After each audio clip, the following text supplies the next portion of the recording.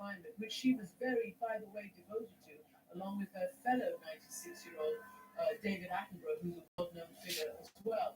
And that was, when we talk about how she never really did any interviews, she kind of did a quasi-interview with Breaking news out of the UK. The Queen has passed away. Queen Elizabeth II is now dead. Source CNN News. This just came in like within 3 minutes ago, within 2 or 3 minutes ago before it went live. CNN has reported the Queen has died at the age of 96 years old. Now, we were going to be coming on either way, but within the 3 minutes ago, and source for CNN, the Queen of England, Queen Elizabeth II, is now dead.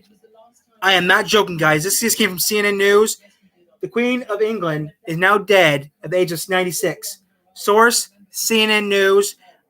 We cannot get where I live, we cannot get Sky News or BBC News. We're going to go straight to CNN News now for the rest of this report. We'll be going to CNN News in a minute. But yes, the Queen of England is now dead at the age of 96. Let's see if I can get BBC News. BBC News. Guys, this is... Nope, we can't get BBC World News here. My calculator doesn't carry it. I don't get Sky News. I don't get no... Fox News, yeah. Fox News. The Queen is now dead. The first British monarch to do so in almost a century. A step toward healing a long... MSNBC. So yes, guys, the Queen of England has passed away. She's speaking to the children of the free world. So at this time, the Queen of England has... The national outpouring of grief seemed to highlight the emotional gap between the breaking news now. 19... Elizabeth did much to repair special report from CBS. Bow at the head to the passing coffin of a popular princess. Place bet button and lock it in. You'll see a receipt for each bet on your place. Every network now is doing this right now. 6 or 7 popes, I'm not quite sure. This is so bad. Water's still nice and warm. So breaking news, the Queen of England has passed away.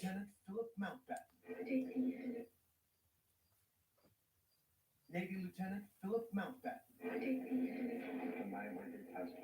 WXMI. They married in 1947. Wow. So yes, the Queen of England has passed away. CNN. We're gonna stay with CNN, guys, because this is just bad. Impact that will have. They're posting right now the statement of her death on the gates of Buckingham Palace. CNN News just confirmed this. The Queen died peacefully at Balmoral this afternoon, the statement said. The King and Queen concert will remain at Balmoral this evening and return to London tomorrow. The Queen of England has passed away at the age of 96. Now, all local affiliates in my area, all my local TV affiliates are broadcasting this, except Channel 17, our Fox affiliate, is not broadcasting this. This is official now at 6:40 p.m. London time, which is 1:40 p.m. This has been confirmed at 1:40 p.m. Eastern Standard Time or 6:40 p.m. London time. So many crises over the last 70 years is no longer Has been confirmed officially at 6:40 p.m. London time or 1:40 p.m. Eastern time, 13:40 p.m. Eastern time, or 6:40 p.m. Eastern time. The Queen of England has been officially reported as passing away. On the verge of an economic crisis, but also an identity crisis. It's been buffeted, it's been challenged. To some extent, it's confused about its place in the world after Brexit. There's no longer peace on the European continent. It is a time of great flux and great uncertainty. And this is usually when the British public would look to the monarch. If you consider during the COVID-19 pandemic, she was referred to as the comforter in chief for the speeches that she gave. At this time, guys, and the comfort that she I don't think we're going to be doing broadcasting for. We are going to keep our schedule, guys. But right now, I am not doing nothing right now at this time. Since the Queen is now gone, we are taking a break of silence for the Queen. I wish I had a Union Jack with me right now. She came to my primary school school once or twice. I had the opportunity to meet her. She seems to have touched so many people's lives somehow. Our report is now, we're getting this all from CNN, guys. To her civic duty that was unerring. As Christiana Max has said, abdication was never in her vocabulary. She loved this role. It wasn't just her duty. And Britain has lost one of their true historical greats this afternoon. And a real patriot. Well, the ultimate patriot, someone that dedicated her life ultimately to work and has made many sacrifices. I think what we're looking for now, I'd expect the Prime Minister to make the first statement. She will come out in Downing Street, I'm sure, any moment now. Breaking news, guys. The Queen of England has died at the age of A legacy 96. We are now going live to see. We're now going to transfer our services to CNN News right now. of reign where so much. Right now, all local affiliates, but our Fox affiliate is not broadcasting this right now. This podium comes out in Downing Street for state addresses. So Liz Truss, I mean, how many days has she been in office? 2 days later, so we're going to go straight to YouTube. So, no, I don't want YouTube. I want CNN. I hit the wrong button, guys. I was trying to turn it up. Yes, the Queen of England, Queen Elizabeth II is now passing away. We're now going to go live to CNN. We're now going to go live to CNN. Every single affiliate in my area is broadcasting this, except the Fox affiliate. CNN News. I don't want to go to any local. I'm going to go to CNN News because they make a little more sense. This afternoon, We're now going live. We're now going to trip this onto CNN. Since this is news related, I will not get copy strikes. Here we go. This is live. The Queen of England has passed the age of 96. This is from CNN News. Emotional moment. I think they're really shocked about how they feel. I mean, we had it with Diana, but this is times 10, I would argue. This We're time waiting 1,000. for, Liz Truss to come out. You'll also, I'm sure, I haven't seen the website, but I think you'll see the real website turning black. You'll start hearing cannons being fired at royal palaces. You'll see flags at half-staff across the nation and across the Commonwealth. And I think there's just going to be a massive outpouring of grief. A big test, a huge test for Liz Truss to try to express the nation at a moment where most people probably can't even find words. Yeah. Max, I want to go to Matthew Chance, who is standing by outside 10 Downing Street. And Matthew, we should point out, it is not just the nation. It is not just people in Great Britain that are watching. It is the world that is watching and noting and mourning the passing of Queen Elizabeth II. That's right. And of course, Queen Elizabeth II isn't just the Queen of Britain. She's the Queen of 15 countries. And so this is a loss on an international scale. You can see there's been a flurry of activity here in Downing Street. We showed you the flags earlier, flying at full staff. They've now been lowered to half staff, which is that sort of early official recognition of the passing of Queen Elizabeth II.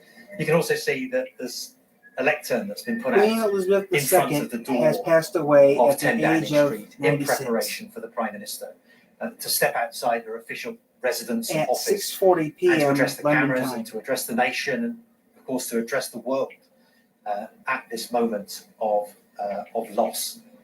It's an incredible, feat that she has got to embark on. It would be for anybody, given that she has to be the sort of mourner in chief, if you like, for the nation, for the Commonwealth of Nations as well.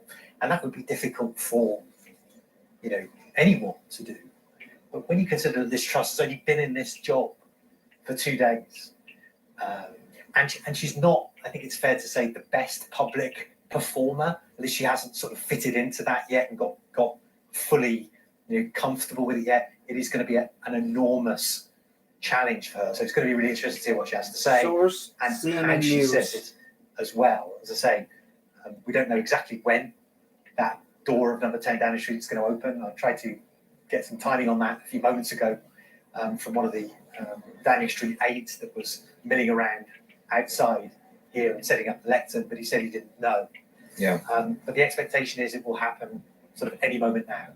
And Matthew, it was only on Tuesday that the new British Prime Minister Liz Truss, met the Queen at Balmoral, and it's really the last photo that we have seen of the Queen. This is hard for me, I guys, put to together even that put on the photo channel. very hard, and you can see there. I mean, the Queen's 96 years old. She was 96, and she looked very frail. In retrospect, looking back on it, you could see that she was not her old self.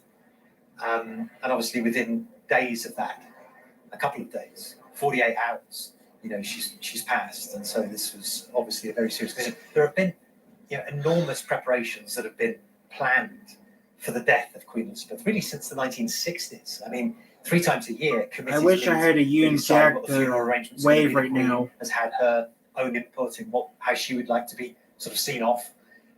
There's an enormous security operation that is going to be swinging into action. I wish I had a Union Jack right now. It's going to be one of the biggest security operations that London has ever seen, because the expectation is there will be vast. I knew she passed away, guys, because of CNN News. That's going to involve the police, the other security forces, the armed forces, transport, and I wish I all had of a those Union things working Jack together flag right now. for what will obviously be the funeral of the century. Now, guys, I am seeing what you guys are seeing right now. I have the tablet. I actually have rigged the camera behind the. I actually right now have rigged. Is going to be taking I can see what you guys are seeing right now because I have rigged. And of course, I have rigged the thing behind the screen so you can see this. Operation This is sad. This is something that. This is something you do not want to hear right now, because this is bad, guys. The Queen was dead. That was London Bridge's down, and so now obviously that has been passed on. Yeah, to the Prime Minister. The British flag's the Union Jack's the British flag, guys. In a couple of minutes, but if I have to, guys, wait. I just remembered something. For Queen Elizabeth II. It's not funny. It's not gonna be funny, but I'm gonna do something, guys. That don't yell at me, guys. Actually, I'm actually seeing what you guys are doing right now on my tablet here. I rig my tablet to my phone. I rig my tablet to my to the computer's live stream. So, guys, we're not gonna be doing. So at this time, guys, I knew the Queen was doing good at noon, but I thought, okay, the Queen's been ill for a while, but it has got worse. In the way that Britain does the news at noon, we knew that she wasn't doing well, but this is something that, noon, keep an eye on it. So I took a break, and then next time I find out, very complex operations, and a few minutes later we find out she's gone. To look at the images from London. I'm telling you right now, guys. I don't think. I think it's just like this is just as bad as 9/11, guys. Palace, the notice of the Queen's death. It's been confirmed at 1:40 p.m. Eastern time, or if you prefer 6:40 UK time. It was confirmed, guys. At 6:40 UK time, it was confirmed. This time, guys, this family, for the history of we're not doing it right now until further notice. Countries, and for us all witnessing the death of a monarch that most of us have lived our whole lives seeing from afar. I have to say there are few moments that will rival this one in my lifetime, just in terms of scale. Than guys, being here I'm not joking, guys. I'm dead serious. The Queen's dead. This is CNN News. Queen Elizabeth II. We all remember where we were on 9/11, for example. And everybody watching this will remember where they were on the 8th of September. And everyone's YouTube channel, actually, guys. YouTube right now is going crazy right now, guys. I'm not kidding. YouTube right now is going crazy. Had died. This afternoon, all of us feared the worst. And of course, the worst did actually happen. Just announced 20 minutes ago. This is a time of just deep, deep grieving and mourning for the entire British population. I think I'm an inferior journalist. That means Big Ben's going to ring. Big Ben's going to start ringing soon, guys. I'm heartbroken for the family. Oh, that's convenient. I'm heartbroken for the British people that feel strongly about the royal family. And of course, there are those on both sides. Okay, there we go. Now I feel a little better about myself. I put a Union Jack on the channel. There's my Union Jack, guys. To tell everyone how to I know I'm not trying to be funny, but that's close enough to a Union Jack I got. I guess I fancifully imagine she's now looking down on Charles and saying, to steal the phrase, keep calm and carry on, because that's what is and does need to happen. Wow, YouTube is actually blowing up, guys. I don't think for us we should underplay the emotion of the moment. This is something, guys. Gravity of the moment. I would never do this, guys, on purpose, but this is just bad, guys. We do not know. Wow, social media is. I'm right now checking. We don't know what's coming. I'm checking our social media account, and everyone is going crazy. King Charles. I'm not messing around, guys. This is just bad. And he has been preparing his whole life For this but moment. how do you prepare? And the fact that you step into a job that you've been prepared for your life, but at the same time you have the heartbreak of losing your mother. And I think, again, it goes back to what we were saying. There are children here that are in mourning, grandchildren, great-grandchildren that will hear the news as well. As much as this is public mourning now, and it will continue for days to come, it is also a family that's deeply grieving. I think for those that love the Queen, whether you're a royalist or otherwise, and I think there are many of us out there, and I admit I'm one of them, I think the saving grace in this moment, and I think Christiane said it best when she said about the 17 months that have passed since Queen Elizabeth lost her soulmate in Prince Philip. And actually, I believe that they're something you never want to somewhere hear now. And I'm sure the first thing she says to him is, this 17 months was the longest of my life. I want to go to Richard Quest, who is in Singapore at this hour watching events and covering them as well. Richard, your thoughts on this sad day? Incredible sadness and upset. The Queen has been, Julia summed it up. I mean, look, I'm a monarchist. I supported the Queen, and she has been part of my life from the get-go.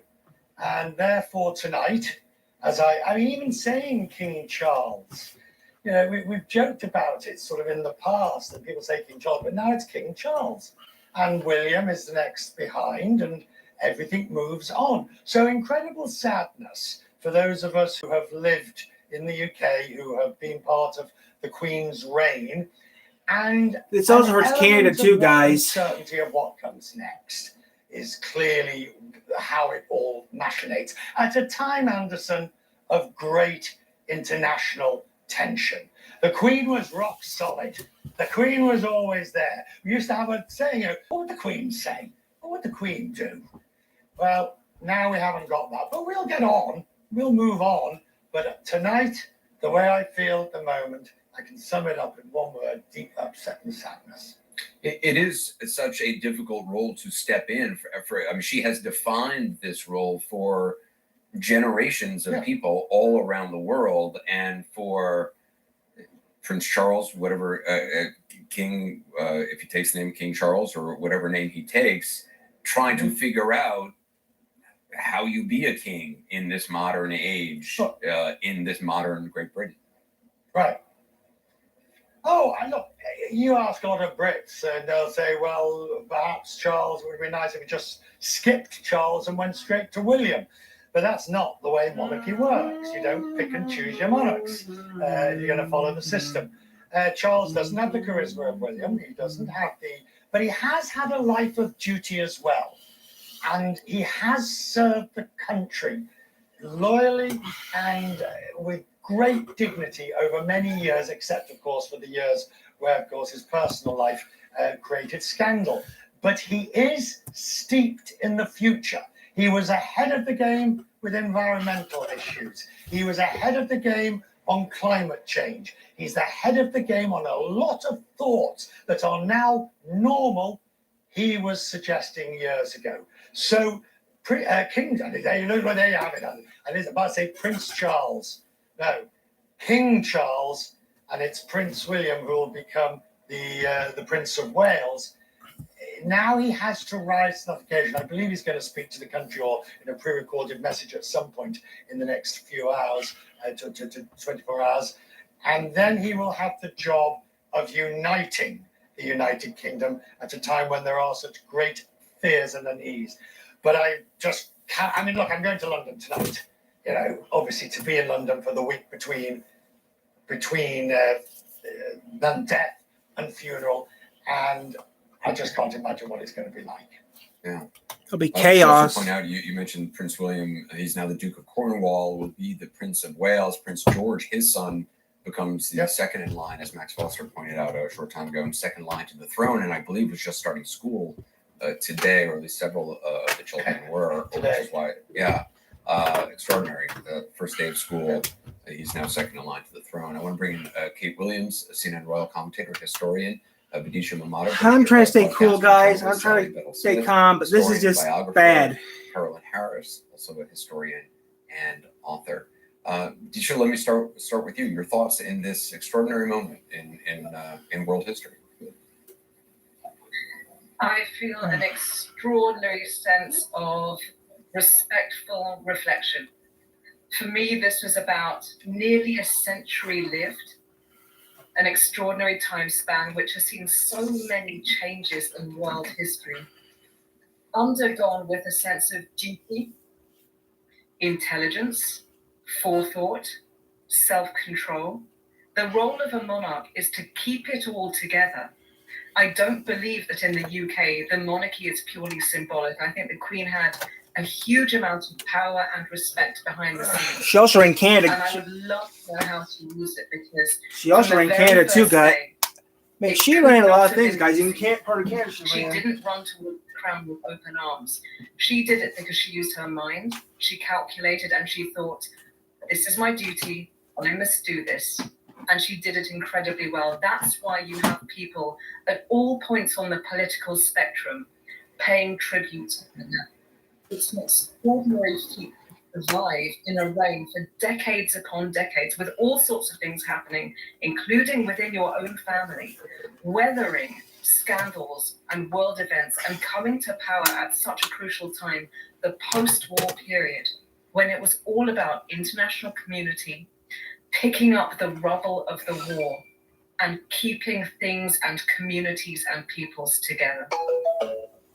Carolyn Harris, again, it's hard to imagine after 70 years of one person on the throne, a change now at this time. It's very difficult to imagine anyone else in that role. And many people's feelings are similar to how people around the world felt on the passing of Queen Victoria in 1901, that she had lent her name to the era, was the Victorian era. And so for many people, this is one of those historic moments where they take stock of just how much social and cultural and political change has taken place over such a long reign.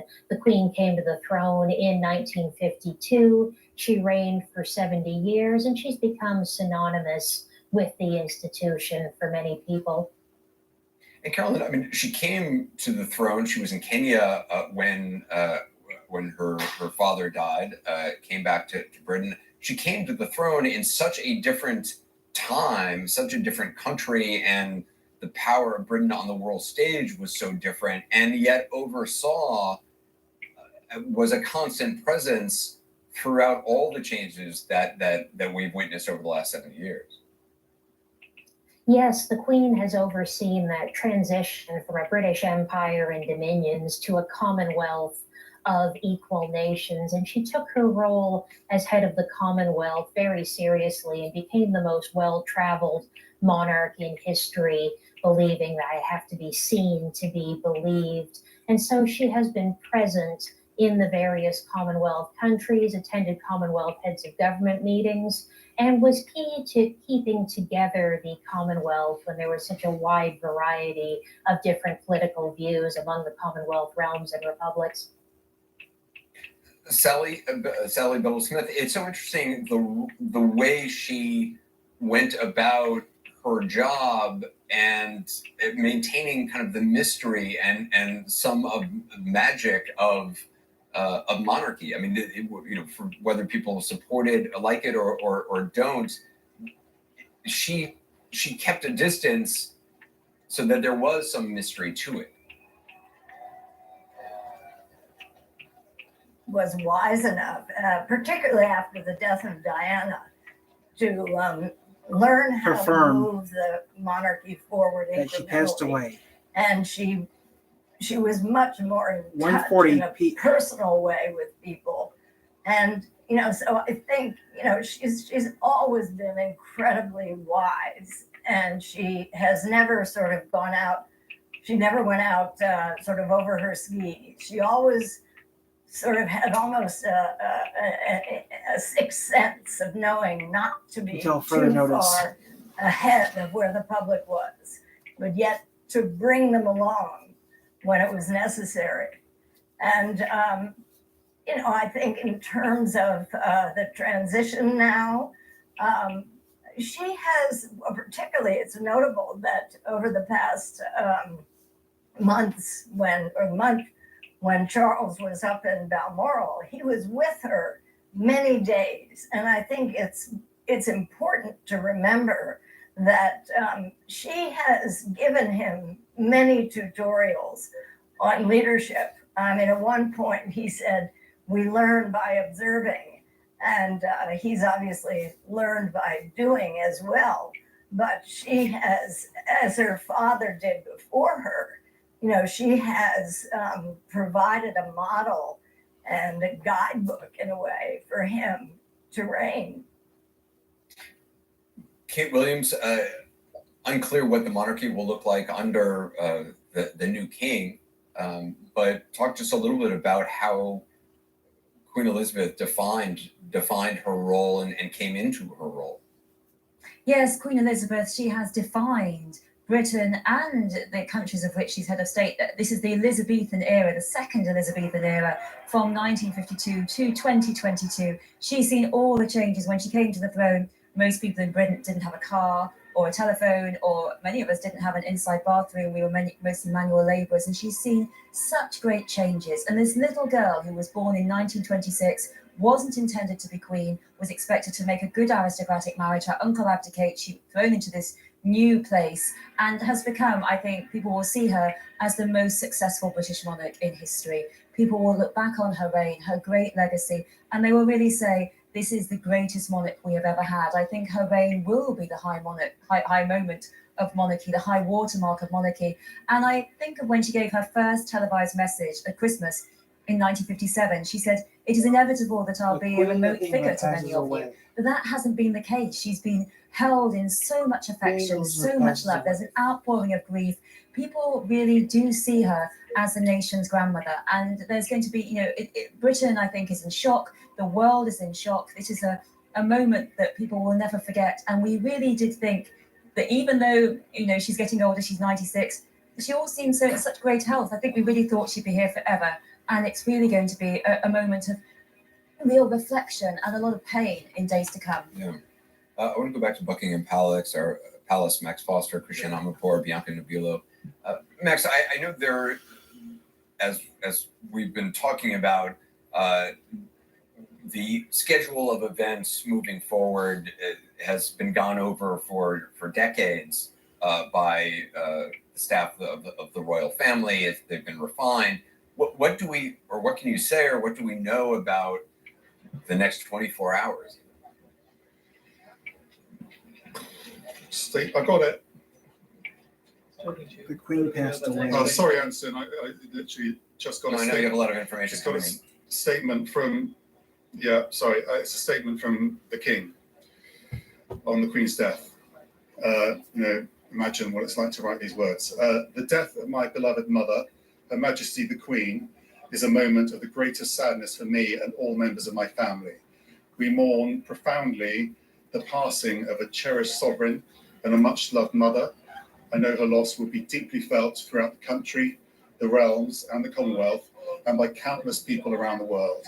During this period of mourning and change, my family and I will be comforted and sustained by our knowledge of the respect and deep affection in which the Queen was so widely held. So that's a statement from the new King of the United Kingdom. We don't yet have his name. It could be Charles, could choose another name. He will currently be focused on arrangements at Balmoral right now. There is a set plan in place. He needs to sign that off. So I don't want to say too much about the exact plans, but the coffin will be held in the ballroom. And overnight, staff and family will have an opportunity to pay their respects at Balmoral with the coffin. And tomorrow we'll expect that coffin to move to Edinburgh for another period of mourning at the capital of Scotland before the body's brought back here to England. So there's a huge amount for them to consider up in Balmoral right now, and a huge amount for us all to consider when trying to assess what is the most incredible legacy of any head of state.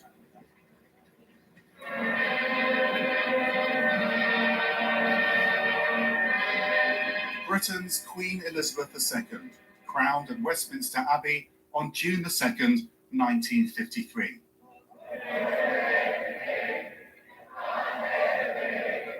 This was the first time the public was able to witness this sacrosanct moment. Elizabeth had allowed live television cameras in to capture it, in a powerful signal that this was a new, open and relevant monarchy.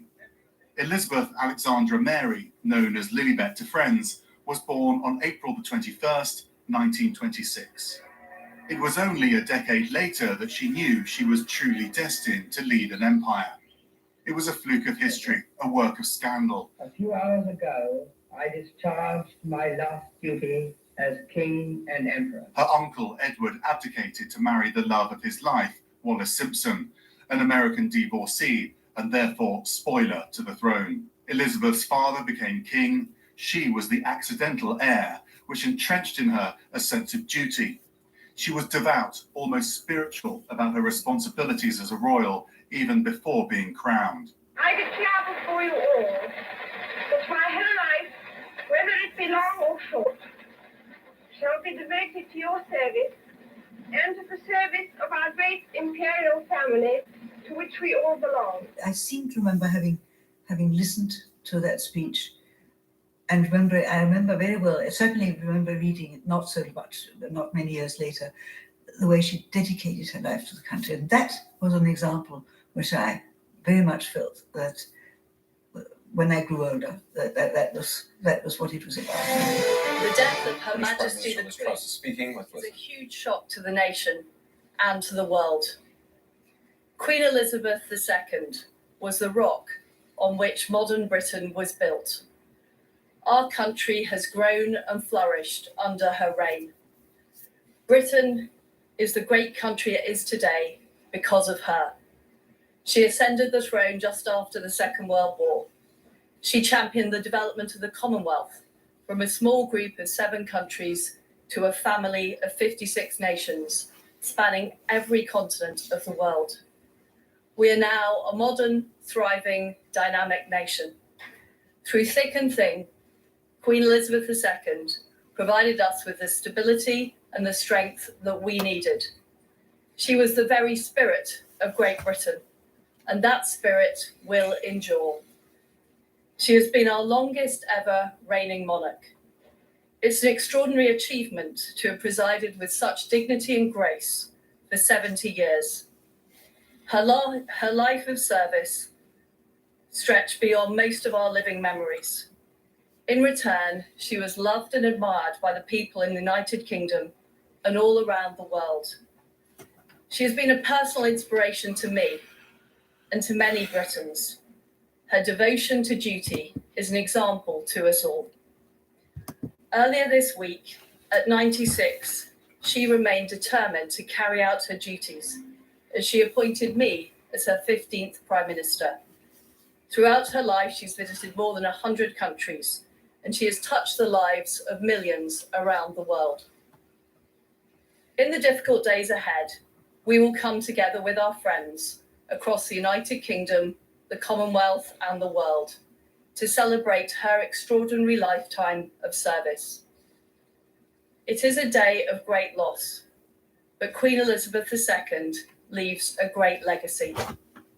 Today, the crown passes, as it has done for more than 1,000 years, to our new monarch, our new head of state, His Majesty, King Charles III.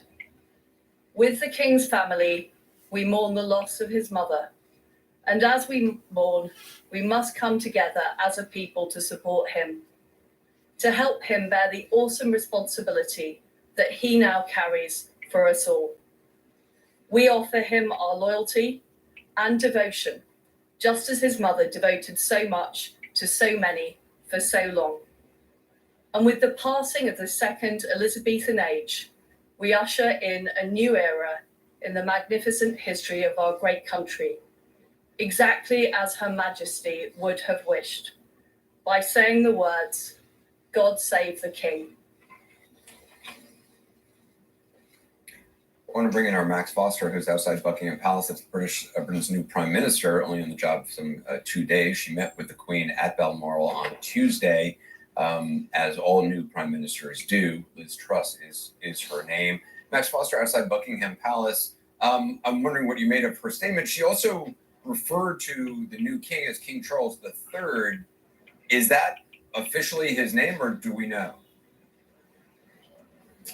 Well, it's difficult to know. I mean, one would assume that is the name he's going to choose. Just to clarify for people watching, a new monarch doesn't have to keep the name that they had as Prince of Wales. So we didn't know whether he'd be King Charles, but there you have the Prime Minister referring to him as King Charles III. My understanding was the announcement on the name would come in a placard at Buckingham Palace, but the rules keep changing, and what you've got to understand is years and years of worth of work has gone into this death plan, if I can call it that.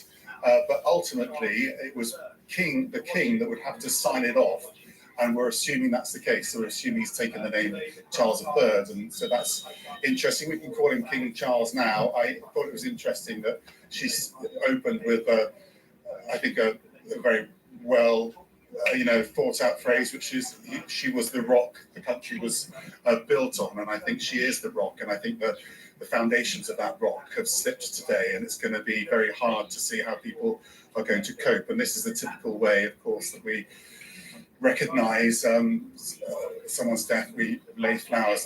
I cannot imagine how many flowers are coming to London right now, and we're going to see how the nation responds. But that's the first official response we've really had from the Prime Minister. We've also heard from King Charles as well, a brief statement from him. We'll be expecting to hear a pre-recorded statement from him to be played out on primetime television tonight. And Max, I think one of the words that King Charles used to describe his mother in his hymn was respect, and that is now being reflected from all the messages that are pouring in from around the world. From the White House, we've heard that the press secretary has extended the condolences of President Biden. We know the President of Ireland has extended his sadness and condolences. And we're hearing even from President Zelensky of Ukraine, who says he's reacting with deep sadness. The Prime Minister, the young female Prime Minister of Finland as well. So these messages are now going to be rolling in, and that's going to, culminate in these few days now of formalities, because it will be formalities that's hugely scripted and has been highly rehearsed, you can believe it, the stand-ins and all the others, and it will now play out. Britain will now start to do what Britain is best at, frankly, and that is pomp, that is circumstance, that is a sense of occasion. And despite the sadness of the nation, which also will be manifest because emotion is now shown, as perhaps it wasn't before until Diana died, there will be a lot of sadness, but there will also be, the show will go on. That's the best way to say it. The system's built for. Bianca, is it clear when the funeral will actually be? I mean, I don't want to ask anything impolite, but in different cultures, there are different religions, there are different times for how quickly the funeral takes place. Obviously, this is a unique circumstance. Is it known yet when that might be? Our understanding is it will be around the 10-day mark. As Max was mentioning earlier, there are details which are yet to be finalised because it would ultimately be at the discretion of King Charles III. And listen, I would say Liz Truss, the Prime Minister, giving that speech on the steps of Downing Street, is just yet another example, actually, of the Queen's ability to win people over and generate within them a sense of admiration for her duty and her self-sacrifice, because Liz Truss earlier in her career was not a fan of the monarchy, but I'm told now from people close to her that she is now devotedly so. And that was an authentic and a genuine speech which she just delivered, speaking about Queen Elizabeth II's sense of devotion, the fact she is the rock on which modern Britain was built, that she is the spirit of Great Britain with her dignity and grace. And I think most poignantly, as she finished that speech, saying the passing of the second Elizabethan age has now happened, and she said that she would end with the words that the Queen would have wished, which is, God save King Charles III. We are now in a period of mourning, national mourning, until the day of the funeral, which, as Bianca says, we expect to be in 10 or 11 days' time. Before then, there will be the coffin will be in Scotland for a few days, and then brought down to the United Kingdom. There will be royal mourning for a month. So this will be something that no one really, very few people can remember. They've never experienced something like this. I think this is going to be a real shock to the United Kingdom going forward. What you'll see over the next 10 or so days is a process where we look back to the previous monarchy and mark that, but equally as important, we'll be looking forward to the next monarchy. So each day will interchange. But today we're very much thinking about looking back on an extraordinary monarch's career. And I think also that Britain's Queen Elizabeth II, crowned at Westminster Abbey on June the 2nd, 1953.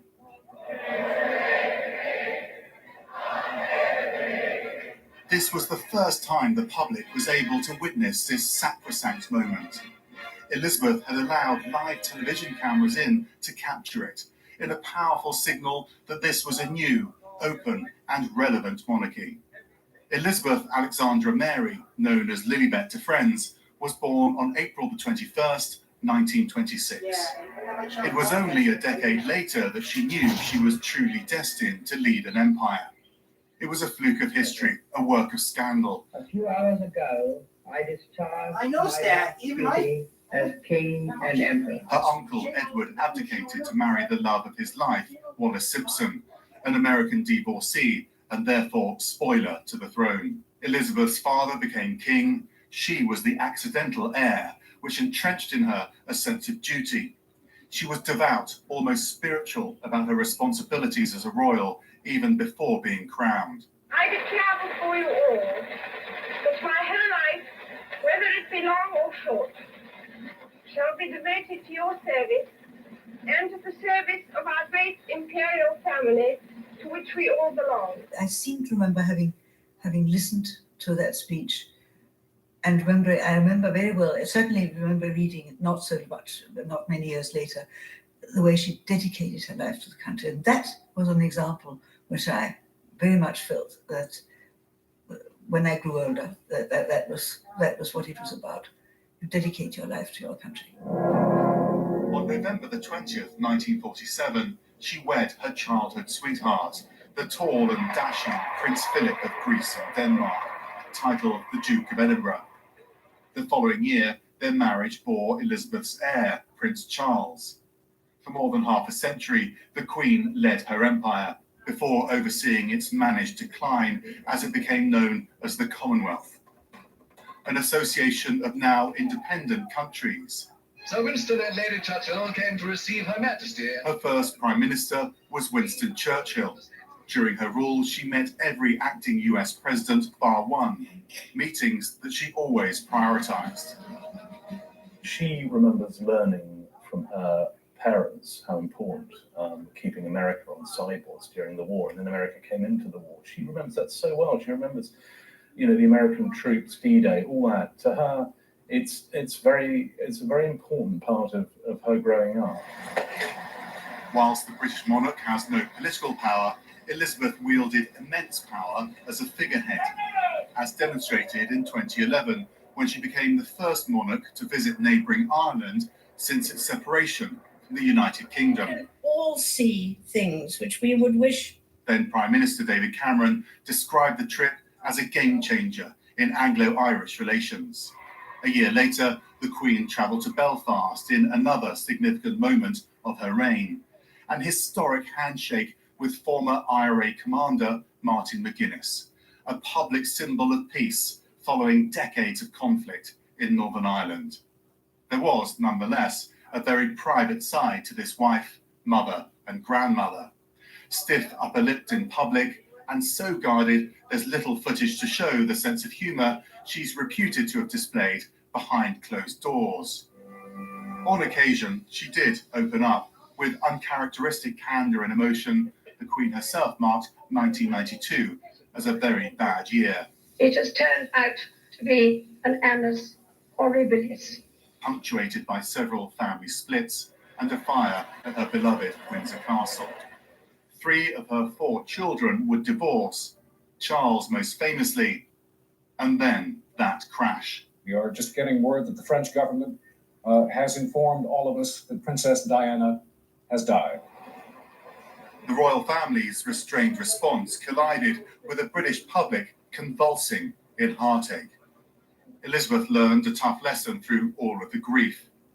She wasn't merely a mother or a grandmother, rather a queen to a people, no matter what.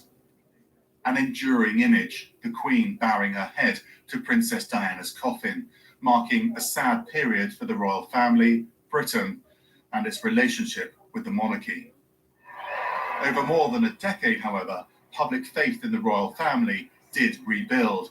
The Queen was visibly thrilled by the show of support for the royal wedding between her grandson William and partner Kate in 2011. Then, the following year, polls showed the British royal family at the height of their popularity as the Queen celebrated 60 years on the throne. She used her Diamond Jubilee to present a slimmed-down monarchy. Only the key royals paraded and waved, a sign of a more economic family for the 21st century.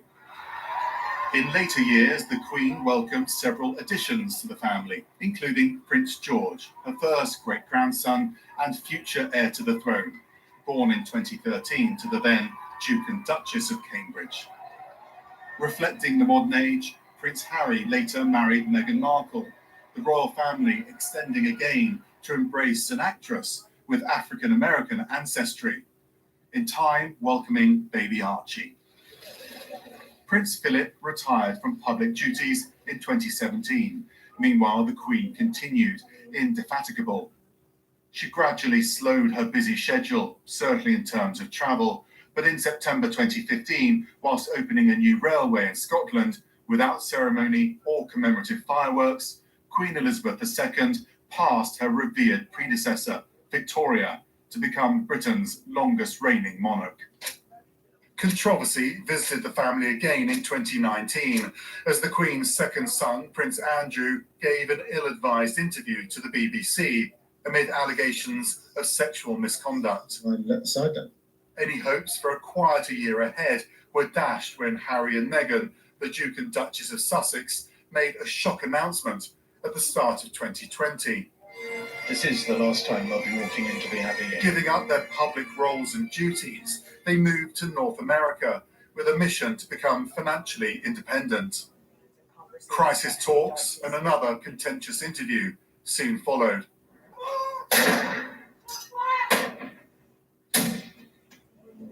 In 2021, at the age of 99, Prince Philip, the Duke of Edinburgh, passed away. Senior royals attended the funeral, scaled back due to coronavirus, to celebrate his 7 decades of service and mourn the passing of a devoted husband, father, grandfather, and great-grandfather. We therefore pray. Elizabeth stood alone as she watched his coffin lower into the royal vault in Windsor, bidding farewell to her husband of 73 years, the man she described as her strength and stay. She will be remembered as one of the great monarchs, able to hand a strengthened crown to her heir, despite reigning over a period of tumultuous change.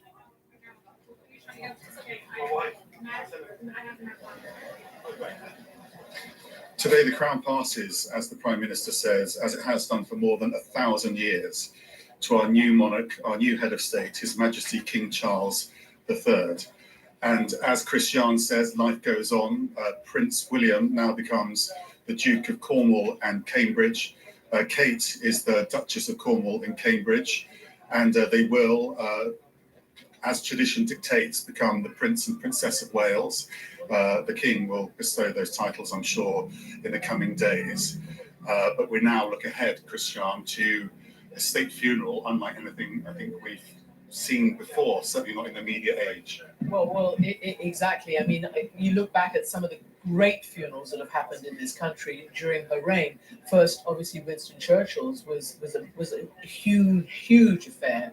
And I covered the funeral of her mother, Queen Elizabeth, the widow of King George V, and that was a huge affair. But this is bound to be much bigger. And as you said, her body will lie in state for a period of time for people to view. And this country and this city, you can be sure, they're already putting up the barricades along the Mall and along, the famous routes that royal, corteges take. There will be a huge turnout for that, and for all the I steps. think they're planning on that. queues for miles Yeah. going into Westminster Hall. Yeah, there's no doubt about it. And when you look at these pictures in the obituary that you made so well, you just you have to say, wow. What about those outfits? I'm sorry to sound, sort of trivial, but that also defined her. The hat, the gloves, the coat, Colours. Everything matched perfectly, and often with certain messages for whatever occasion she was at. So remember, and I'm leading to one of her great recent meetings in green, the colour of Ireland, with Martin McGuinness, a former IRA member who was devoted to blow. I gotta go, guys. Something happens. I have to leave.